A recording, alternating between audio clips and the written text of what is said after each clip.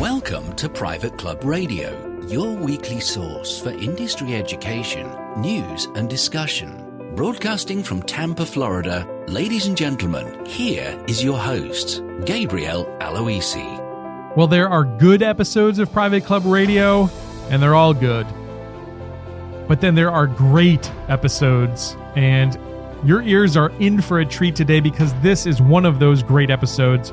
Two fantastic guests joining me on today's show. First, we'll be chatting with Ani Mehta, who is the Vice President for Topgolf, and we're going to be chatting about Toptracer technology, which is game-changing stuff for your driving range.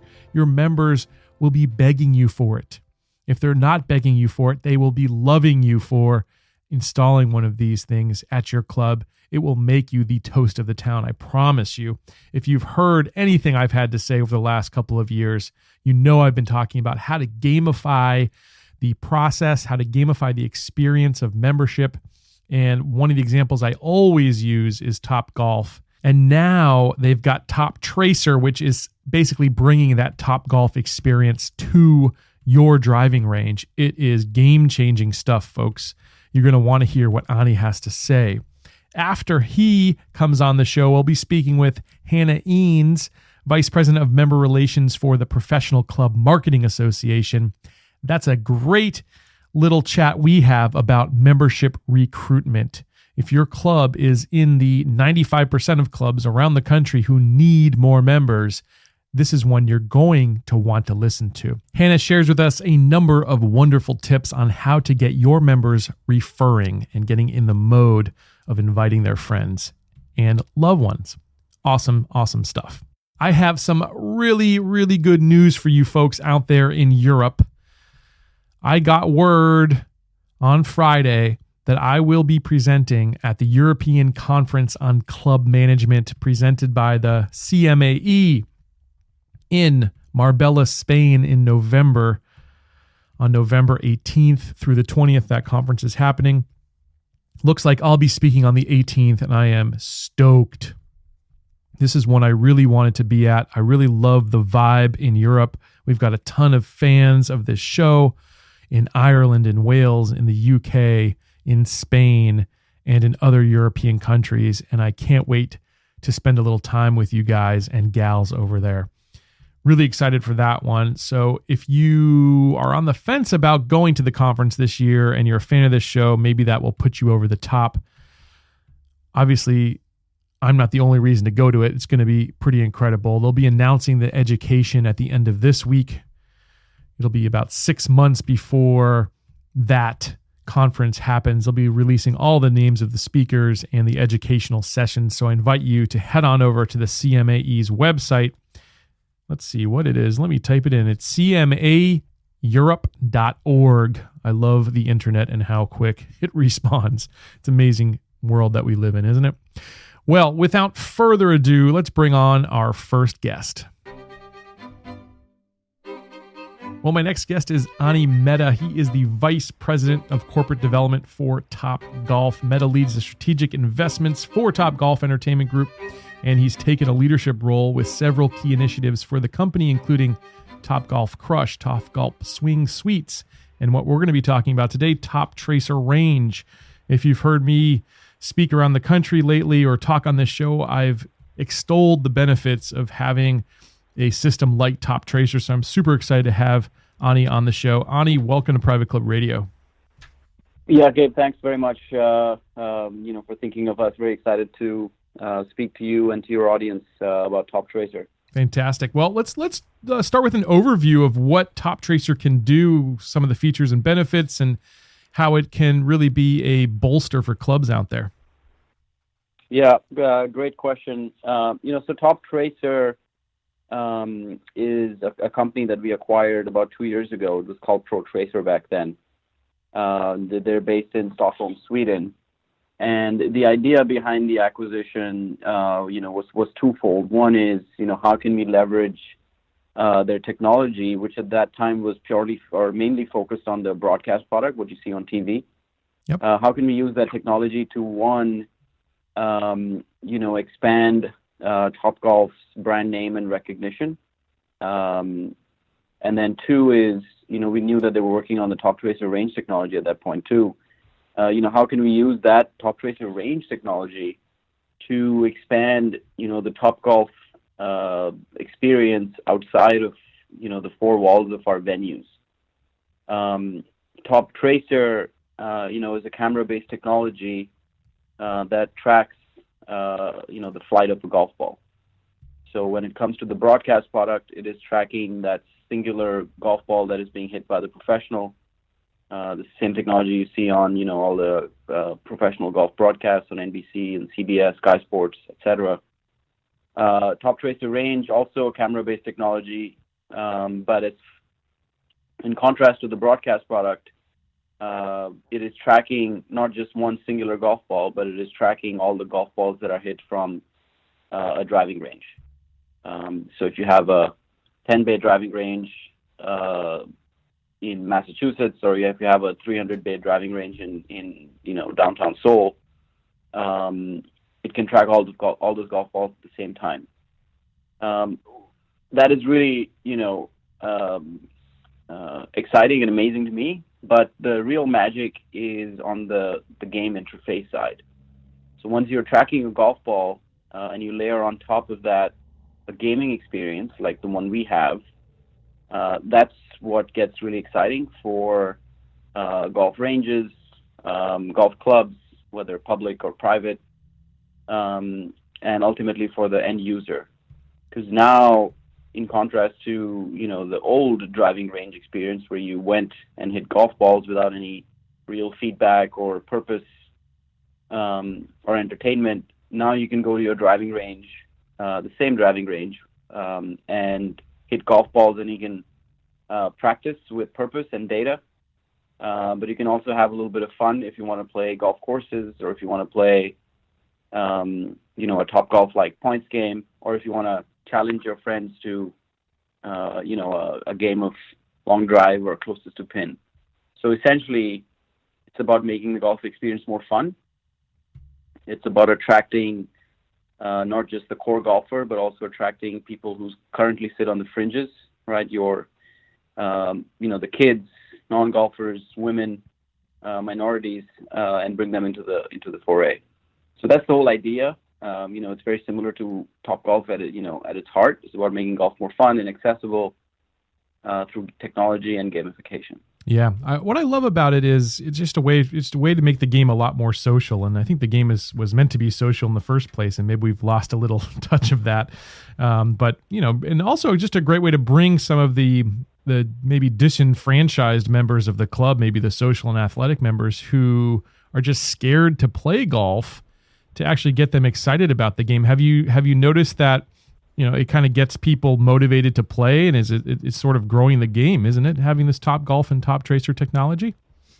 Yeah, no, absolutely. We've Toptracer itself is a pretty new technology, but if you look at Topgolf, we've done several studies with the National Golf Foundation, and the data clearly shows that a large percentage of our guests, first of all, they're non-golfers. They either play no golf or they play, one round or fewer on average a year. But data also shows that, a lot of these non-golfers actually end up picking up golf after having visited Topgolf. Yeah. Because, it reduces that barrier, that intimidation factor of going straight from, a driving range to a golf course, or going straight to the golf course. Coming to a Topgolf or a Toptracer, is a much easier, less intimidating, more fun first step.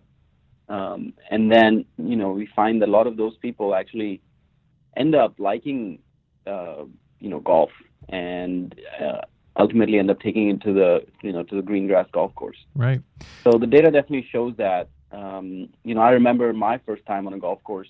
I used to live in New York, and I was on, at this very basic public facility in the Bronx, and that was my first time on the course, and I remember how intimidating that first tee shot is. Totally. You don't want to shank it in front of 8 people. Right. Yeah. Exactly. Because you got 4 New Yorkers behind you who want you to play faster, and there's 4 New Yorkers in front of you that want you to play slower. Right. And there's a marshal that goes around with a red flag on his cart. So it's a very intimidating experience. But Topgolf or Toptracer definitely makes it a little bit easier and a lot more fun to get into the game of golf. Now, for the advanced players, I've got to imagine this is a great training tool for professionals as well, for the PGA folks at clubs, just getting people in shape. Because in addition to the gamified process, is this thing also tracking like ball speed, flight, and spin, and all those things? Yeah. So it's definitely a very good tool for instruction. The technology tracks all the relevant statistics associated with the ball flight. It's not a launch monitor in the sense that it's not tracking club head data.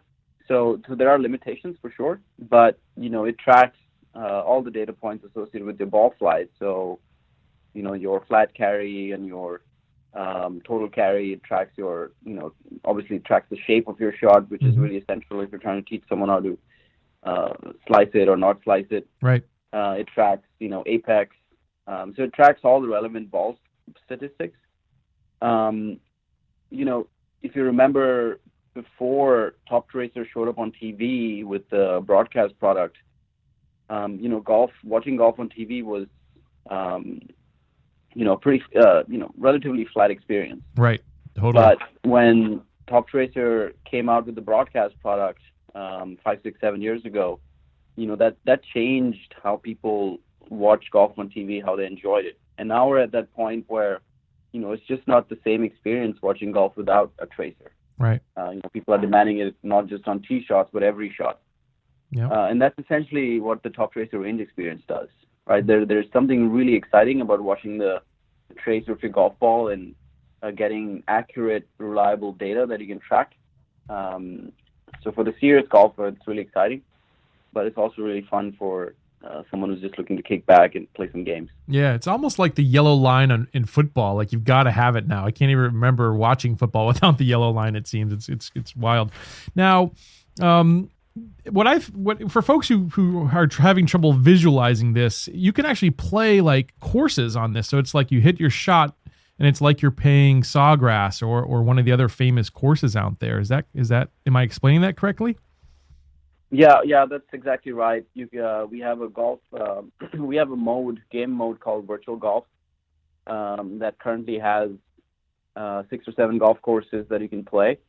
And the way it works is, imagine going to your driving range, your regular driving range that you've gone to for forever. You see the same targets out in the outfield.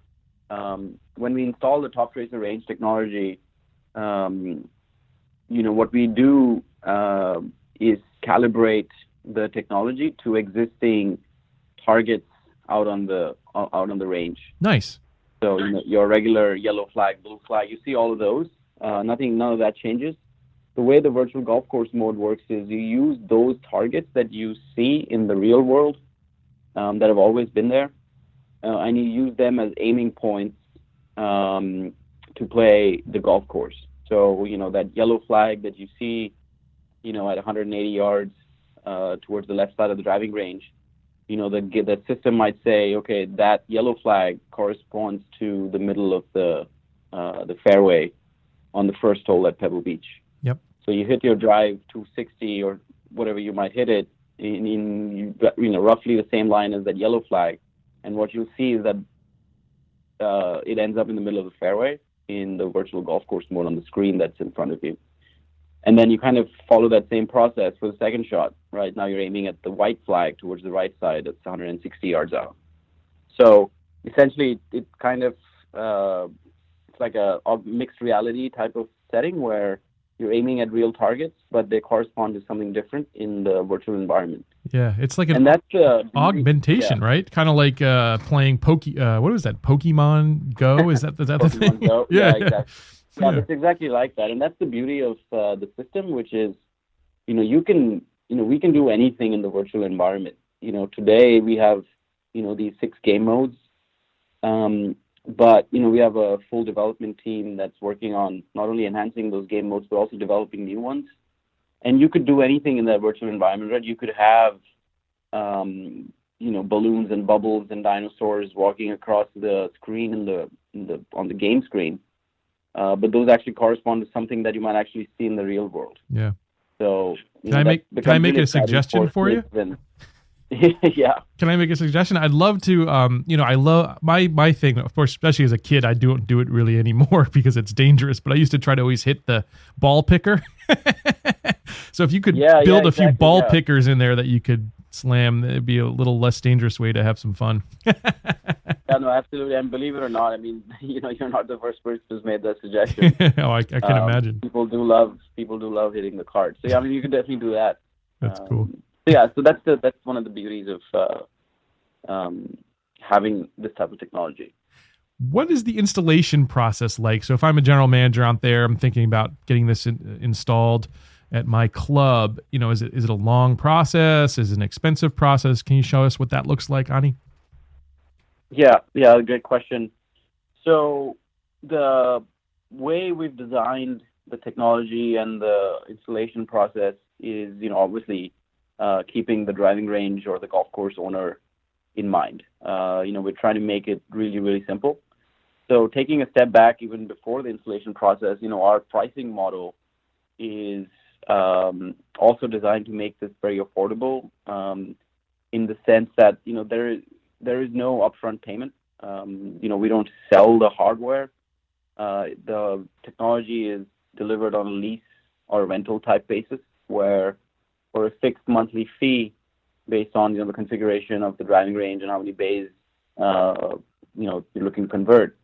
There's a fixed monthly fee that includes essentially everything. It includes the hardware, the software, the maintenance, all the brand licenses. It includes all the maintenance and support. So there's no huge capital expenditure up front, which in our mind makes it a lot more affordable for not just large fancy driving ranges and golf courses, but also your basic facilities on the corner. Right. So that's one point. In terms of the actual installation, it's a fairly straightforward process. Before we come in, one thing that the driving range or the golf course must provide, and we work hand in hand with them to make it happen, is power and data. The cameras and the servers do need power and internet data to work. Once that is in place, the installation takes anywhere from 2 to 4 days, depending on how big the facility is. After that installation is done, like I mentioned, we take a few more days to calibrate and test the system, make sure the system is stable. So within a week, and again, during this week, there's no disruption to the operations of the facility. Nothing has to change or shut down or anything like that. So during this week-long period, everything gets done. So it's a pretty straightforward process, and we've done it dozens of times already. So it's pretty seamless. That's fantastic. And I've got to imagine that it's probably a revenue generator for the clubs themselves, because not only are people spending more time there, but they're hopefully maybe having some food now while they're playing or having some drinks. Have you seen that? Have you guys done any research into how long people actually spend using the system versus a traditional driving range? Yeah, no, that's a great question. And, you essentially, answered it for me. The thing we've learned from our experience in the core Topgolf venues is that, there's no rocket science behind, the immense success that Topgolf has seen. It's about creating an environment, a community where people, have fun going to the driving range or to a Topgolf venue. And that is driven by, like I said, it's driven by technology and by the experience that the technology enables. So once you have technology that can help get the gamification of the driving range, then you can layer on top of that all kinds of other experiences, like you said, food and beverage and music, events. So what Toptracer range enables is it essentially enables any driving range to turn into a little bit of a Topgolf. So by having this technology, you can layer on top of that, F&B and event sales. So what we've seen in data that we've gathered over the last several months is that ball revenue, just the golf balls, not counting for F&B and events and all of that other stuff, ball revenue on average, tends to double before versus after. And this is driven less by people spending more time, because more time can also mean, it can also be a negative thing. This is driven more by attracting more people. So you're attracting you're not just serving your core clientele through games and practice modes, but you're also attracting, like we discussed, people on the fringes. So you're just attracting a different demographic. So you start seeing a lot more, women and kids and others who are not necessarily core golfers. You also start seeing that people come in groups versus coming in singles. Wow. When you have games like Closest to Pin and virtual golf and points games, people come with their friends, they come with their family. They'll bring someone with them versus just coming by themselves and taking a bucket of balls. Right. And what we also see is that almost every facility that we've installed this at is also upcharging. So once you put the technology in, they're either charging more for, that bucket of balls, or they're adding a fixed fee to use the Toptracer. We have a lot of facilities that are now charging by the hour, like a Topgolf. So that contributes a lot to the revenue uptick. Mm-hmm. But then also, the F&B aspect is really important. I love it. A lot of ranges that we've installed at, they've recently acquired their liquor license or their food license. A lot of these ranges are now doing, pretty robust events business. So, these are not fancy facilities, right? A lot of these places are, very basic driving ranges, but, they still host a lot of birthday parties and, happy hours and women's events. So that ends up contributing a lot to their top line as well. I could totally see myself like having a birthday party at the range, which I never would normally even think about that. But with something like this, it just seems natural. I love that idea. One question I just kind of popped in my head. So let's say you're playing a Pebble Beach, you hit your drive, you hit your second shot, and then you're on the green. How does the putting work with this? Mm-hmm. Yeah, great question. And, putting has always been a challenge with simulated golf, whether it's indoor or outdoor. Yeah. And, to me, one of the frustrating aspects about putting on a simulator is, a couple of things. One is aiming is a little tricky. Right. When you're on a simulator, aiming at aiming for a long shot is easier, but aiming on putting is kind of tricky. And two is, getting some judgment on how hard to hit that putt. Right. Because you have no visual context on how far the hole is, end up either hitting it too hard or too soft. Mm-hmm. So what we decided for Toptracer range is that instead of, when you end up on the green, instead of forcing people to putt, we decided that a better way would be to turn it into a little short game challenge. So in Toptracer range world, when you're on the green on the virtual golf course, it essentially turns the next shot into a short game challenge. Okay. And what that means is, if you're on the green, your next shot becomes about hitting your, wedge as close as possible mm-hmm. to a target that you actually see in the real environment. So, you have typically a driving range will have, those flags at 50, 60 yards out right in front of you. So the next shot is about getting it as close to that flag as possible. And depending on how close you get, you are automatically assigned a birdie or a bogey or, whatever the appropriate score is. Neat. That sounds... We find that that's actually much more satisfying. One, because you know exactly what to do versus just guessing. And two is that when people come to a driving range, they are not looking to putt. Yeah, you don't want to put 3 balls and waste your bucket, right? Yeah, exactly. Exactly. So, they're not looking to, when they're in the hitting bay, they're not looking to putt. Right. So they're looking to hit a full shot. So forcing them to putt didn't seem like the right experience. Mm-hmm. But having them, hit a little 60-yard shot where they can actually practice their swing, but also finish out the hole. That seemed like the right thing to do. So that's what happens when you're on the green. Yeah, that's a very elegant solution. I think. Yeah, I think that's a really elegant solution to that problem, and it's actually helps you work on the shots that most people are bad at, which is those 80, 70, 60-yard shots. So I like that a lot. Well, yeah. Ani, it's been amazing chatting with you. I guess last question before we wrap things up. I know you guys have a partnership kind of in the works with Club Corp, and can you tell folks a little bit about what's happening there? Yeah, so we are working with Club Corp on several different initiatives.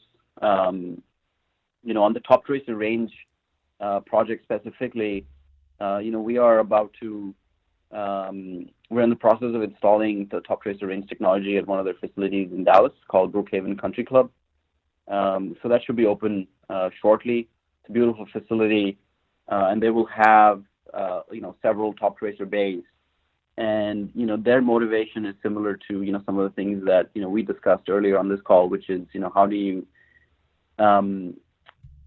enhance the driving range experience? How do you monetize that part of your club by making it more attractive to your core golfers, your core members, but also making it more fun for people who don't necessarily head out to the full 18-hole experience.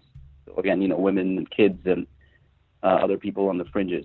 Right. So so that's what their motivation is, and we're really excited about that partnership.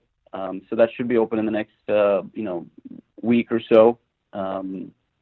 So that's that's the starting point. We're also looking at how to expand that partnership and push Toptracer out across several other facilities. So we'll see how that goes. Well, you'll have people like me begging their general managers and boards to put one of these things in there, I think, because I really think this is the future. It's super exciting. I'm sure you can hear the excitement in my voice just speaking to you. Ani, if they want more information and want to get in touch with, get a demo of the technology or get in touch with the folks over there, what's the best way to do that? Yeah, so our website is a really good source of information on Toptracer, both the broadcast product and the range product. There's obviously a way for them to reach out to us through email. So that's the best way. We have representatives in in the U.S. and in Europe. So so we have pretty good coverage in terms of responding to people and setting up demos. So that's the best way. Okay, fantastic. We'll definitely check out the website. So just toptracer.com. That's the mother website, and then within that there are sub pages for both the broadcast product and range product. Fantastic. I've really enjoyed the chat. I hope you have a good rest of your day, and thanks for being with us on Private Club Radio. All right. Thanks very much. Well, it's my pleasure to welcome Hannah Eanes to the show. She's the Vice President of Member Relations for the Professional Club Marketing Association. Hannah, how are you today? I'm great, Gabe. How are you? I'm doing awesome. And I want to talk about the new article that you wrote about membership recruitment. I loved that one, and I thought this would be a great topic to cover with our listeners today. So first off, what is some of the research that you guys conducted when you started looking into how people actually find out about new brands?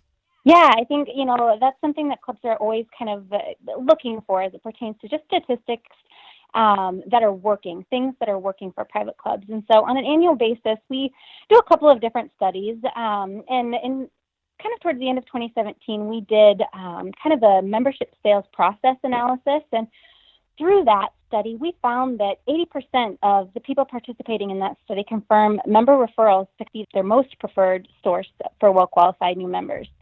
And then we also do kind of a trends report each year. And so as it pertains to 2017, we kind of also confirmed through that survey that member referrals are the highest and most preferred tool. And kind of in a distant second is trial memberships, special promotions and that sort of thing. Right. So basically clubs that are really tapping into their existing members are doing the best at growing their membership. That's awesome. I was shocked to see that like 1 in 3 people come to a brand through a recommendation. Well, I shouldn't say I was shocked, but I thought that was really interesting and telling, and you don't think of it that way. And then they had 37% higher retention rate too, which is pretty crazy when people actually refer people directly. So I thought that was pretty awesome.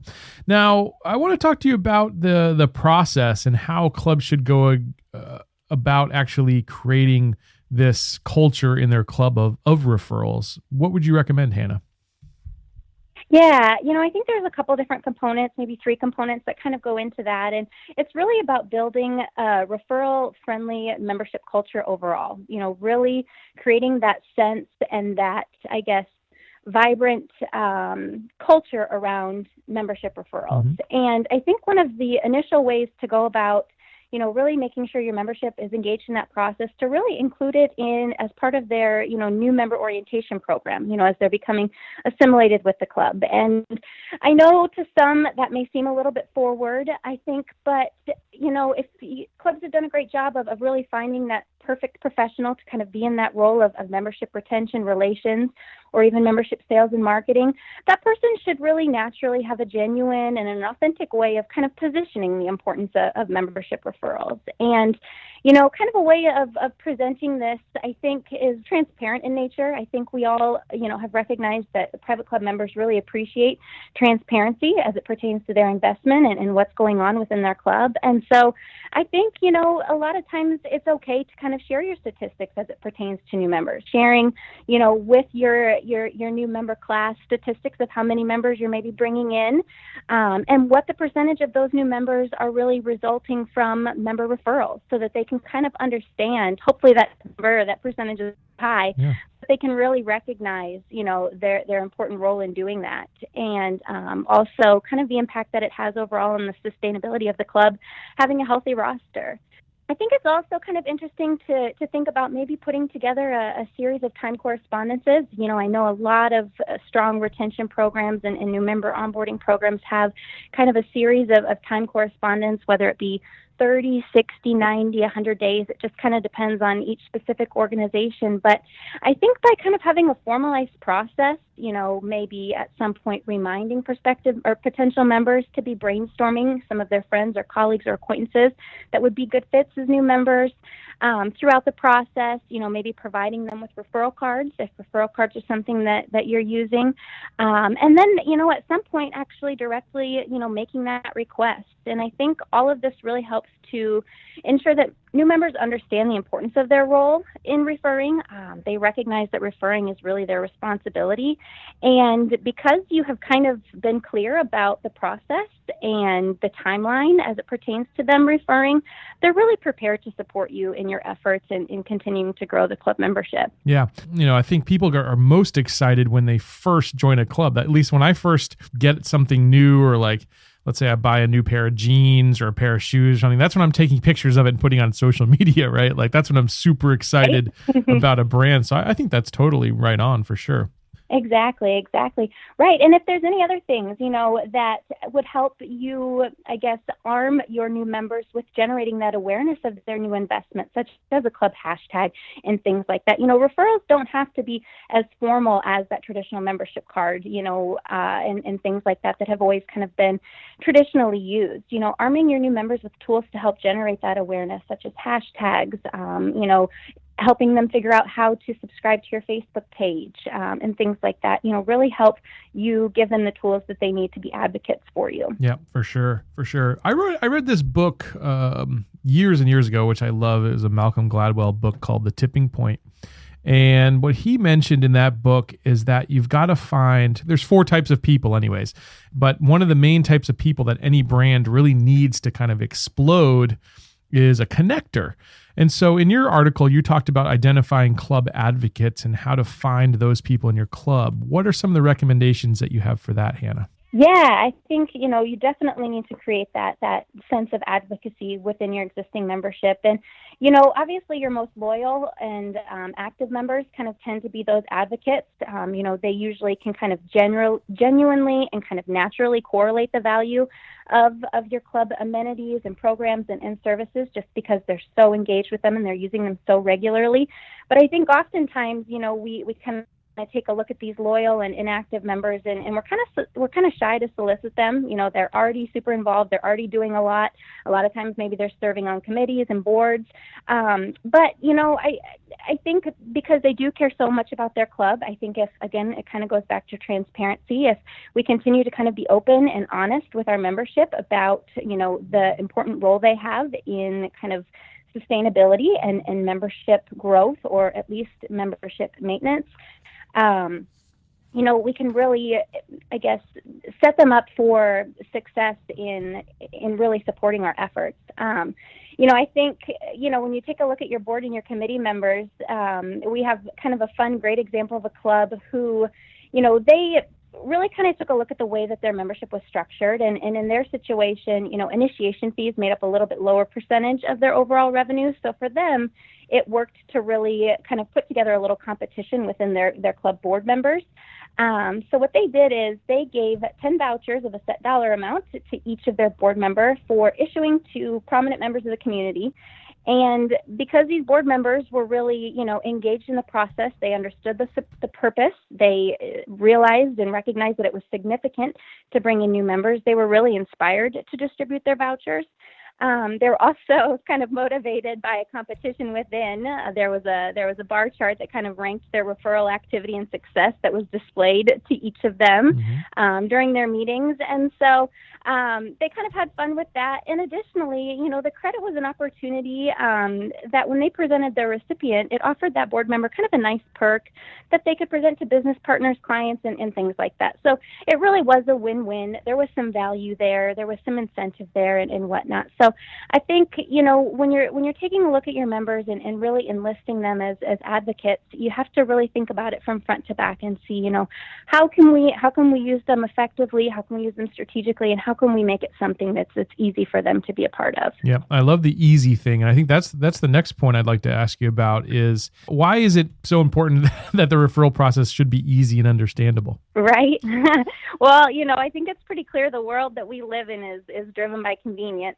Amazon is winning because they make the path to purchasing what we want very simple with that one-click purchasing. Right. And, my local grocery store, they gladly deliver all of my grocery items directly to my kitchen counter. And Uber, Uber made, getting a car is something really simple that anybody can do. And so our members are also living in this convenient world. And so, kind of some of these traditional approaches to member referrals and some of these, time-consuming receptions and things like that, they're not seen as favorably. Again, they're time consuming and sometimes maybe they can feel a little bit awkward in kind of the convenient and more comfortable world that we're living in, or relaxed, I guess, world that we're living in. And so there's kind of a few things out there that private clubs are experimenting with. I think one really interesting one is, of course, applying technology. I think there's starting to be a technological solution for everything. And, technology is really making it convenient for membership and marketing professionals to receive information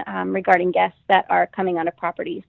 We're seeing a lot of our PCMA members using reservation systems, so kind of their golf reservation systems, their event registration systems, their accounting systems and things like that, and really finding bridges to sync those into their CRM programs. And this really just expedites getting guest data really into the system much more easily, much more conveniently, and it really takes the work of the member kind of out of it. The member is kind of still associated with that referral lead and things like that. If you have an incentive or a rewards program for members who do a lot of referring, but using those kind of technological systems really helps, like I said, kind of streamline the process and really kind of allows the members to simply invite their guests out to enjoy the club, and they can really kind of let the technology take care of the rest. Kind of going back to social media again, we talked a little bit about that as it pertained to, the orientation program and helping new members share the story of their new investment with the club.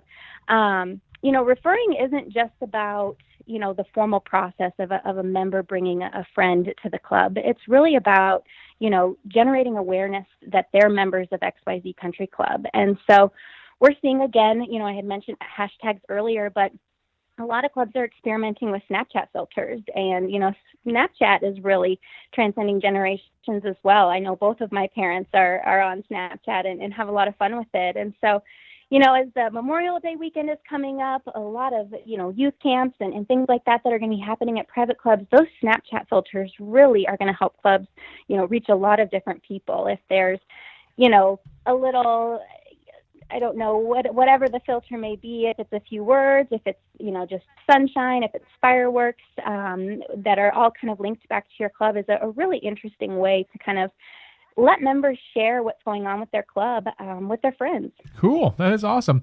Now, obviously, once somebody actually goes about taking the time out of their day to make the referral and goes through that whole process, obviously they need to be rewarded. So what are some of your tips on how to reward members for making the referral? For sure. Absolutely. Obviously the motivation behind, getting our members to refer has to make sense. And, I think one of the biggest things is always comes back to the organization itself. And members have to have confidence that the club's products and services are going to be reliable, that they're going to be consistent. If they're not consistent, your members are going to be much less likely to share the club with others. So reliable programming, experiences, regular enhancements, and things like that are foundational, I think, for, generating that loyalty as it pertains to your members wanting to refer. I think when you're kind of considering how to incentivize, your rewards are going to be best positioned when they're relevant, or if, they have a sense of exclusivity. Obviously, we're kind of in a luxury market, so we really need to think about exclusivity. Research, that we've done across the majority of markets, always shows cash to be king, but I know there's some kind of other things you have to think about as it pertains to rewarding your members with cash. But that does always tend to perk people's interest. I think the simple act of handwritten notes, I think that's always highly respected, and I think it will continue to be highly respected. Traditionally, private clubs have really been inclined to feature account credits, gift certificates for club services, complimentary tickets to events and parties, annual drawings, guest passes, tier prizes, things like that. But some new methods that are kind of stirring up excitement around referring new members kind of consist of some out-of-the-box ideas, maybe such as charitable donations, personalized packages, getaway retreats, Nice. and specialized gifts that are kind of visual status symbols for private clubs. And some examples of those might be maybe a coveted piece of jewelry featuring, a club emblem, not something everyone can have, an attractive article of clothing, a specialty book, or home decor item, just something that, symbolizes the club, but not every member maybe is entitled to having, maybe exclusive access to the club wine cellar for that member's loyalty in referring new members. Regarding the charitable donations, this one is kind of interesting to me, and private clubs what they're doing is they're trying to kind of emulate that warm feeling that people get. For example, when you buy a pair of Tom's shoes, I'm not sure. Are you familiar with Tom's shoes, Gabe? I have a couple pairs, yeah. Yeah, there you go. So you know that when you buy a pair of Tom's, another one's going to be donated to an individual in need upon your purchase. Yeah, love that. So to kind of emulate this and achieve something similar, a lot of private clubs are donating a portion of their initiation fee or whatever it may be to a selected charity on behalf of the new or the referring new members. So really just kind of thinking about what your members care about, what they will see as special, what they will see as exciting is your best bet in kind of taking a look at how you might motivate, a strong membership referral program. I love that. I love the idea of like a special piece of jewelry or special access, anything like that. I always think is a huge motivator. I'm with you that obviously I think in other industries, money is a motivator, but I feel like maybe I'm wrong, but I feel like that, in the club world, people have the higher net worth. It's more about stuff that they can't normally get more so than the cash. So awesome points there, Hannah. Right. Well, thank you so much for talking about that with us today. You guys have a a big symposium coming up here in Florida. So what are some of the details about that, Hannah? Yeah, we're coming to visit you in Florida. We host an annual symposium for membership and marketing professionals specific to the state of Florida. Florida is quite unique in nature, and so we put together a single day of education solely focused on kind of the Florida market and tools for the membership and marketing professionals in that area. Nice. Who are some of the speakers that are going to be there joining us this year? Yeah, we're really proud of our lineup, and we're actually super excited about our host location. We're going to be at Frenchman's Creek Beach and Country Club in Palm Beach Gardens, which is a beautiful property. Yeah. I'm sure, hopefully you've had the opportunity to be there already. So we'll be there on Friday, June 8th of 2018, and we have an incredible cast of contributors. Jim Butler, CEO of Club Benchmarking, he will be there doing a presentation that focuses on why members are joining Florida clubs and how they're kind of perceiving that membership value, what's influencing their satisfaction, and kind of what's influencing their attachment that's making them such a loyal member within the Florida market. We're going to be featuring a session on Smart Clubs of the World by Derek Holding with, excuse me, actually, let me rewind that a little bit. Smart Clubs of the World is actually George Stavros with Pacesetter Technology. And so we're excited about that session in an effort to kind of help club managers thrive amid relentlessly rising expectations. This session is really going to focus on the expectation economy and look at innovative technology and proactive service offerings that the smartest clubs in the world are applying. And then we're featuring some education from the trenches. We've got a great session that kind of features synergy between the membership marketing office and the membership marketing committee. And so we're going to explore a case study about a club who was able to kind of bring those two groups together and really achieve about 25% in growth in just a matter of 18 months as it pertains to bringing on new members. Wow. And then last but not least, which is, huge to Florida, is realtor relations. And so we're going to have a session focused on kind of, understanding the challenges of maybe trust and things like that between realtors and the membership and marketing office, and really focusing on how we can break down those barriers, build that trust, strengthen those communications, and really focus on clubs that are real estate affiliated. So, well, it sounds like it's going to be a heck of a day. So if folks want to find out more about that, check out askpcma.org/Florida Symposium. You can get registered for that education. Hannah, thank you so much for joining me on this edition of Private Club Radio. Thank you so much, Gabe. It's been a lot of fun spending time with you, and I'll look forward to seeing you soon. I told you that episode was going to deliver. I hope you enjoyed it just as much as I did. I had a lot of fun. Really stoked about the technology from Toptracer, as well as what Hannah had to say in terms of membership development. Two subjects near and dear to my heart. Speaking of subjects, did you know if you're on the privateclubradio.com website that you can actually filter the types of episodes by subject and by category? So if you just want to binge listen to technology and trends, you can do that. If you just want to talk about membership and marketing and recruitment, you can do that. If you want to look at food and beverage topics, you can choose by that. On the homepage, simply click on the subject category and they'll all rearrange so you can listen to just those episodes. Nice and neat for you. This show is all about you. It always will be. I hope to see you back here next week. Until then, here's to your membership success. Private Club Radio is brought to you by Concert Golf Partners, helping to preserve and enhance private golf and country clubs. Concert Golf has the capital, expertise, and private club hospitality experience to help upscale private clubs achieving long-term success and membership growth. For 25 years, Concert Golf has allowed private club members to focus on simply enjoying their club.